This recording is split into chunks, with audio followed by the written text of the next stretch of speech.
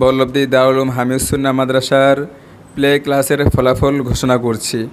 আমাদের প্লে ক্লাসে প্রথম স্থান অর্জন করছেন ছোট্ট ছাত্র পশ্চিমপাড়া ইসমাইল ভাইয়ের ছেলে মোহাম্মদ ফারহান। আসো, ফারহানকে ক্রেস্ট তুলে দিচ্ছেন আমাদের মাদ্রাসার শাকের হুজুর।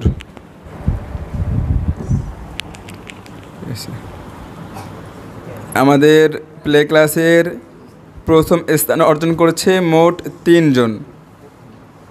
এরপরে তাওহিদ আসছে, তাওহিদ অনুপস্থিত। রাফি আমাদের মাদ্রাসার প্লে ক্লাসে প্রথম স্থান অর্জন করেছে। পশ্চিমপাড়া সানাউল্লাহ ভাইয়ের ছেলে রাফি, সামনে আসো। তাওহিদ পশ্চিমপাড়া ইব্রাহিম ভাইয়ের ছেলে, আর রাফি সানাউল্লাহ ভাইয়ের ছেলে, আমাদের পশ্চিমপাড়া বাবুল হোসেন কাকার নাতি। আসো, সামনে আসো। রাফিকে ক্রেস্ট তুলে দিচ্ছে আমাদের মাদ্রাসার হাফেজ শাহ হুজুর।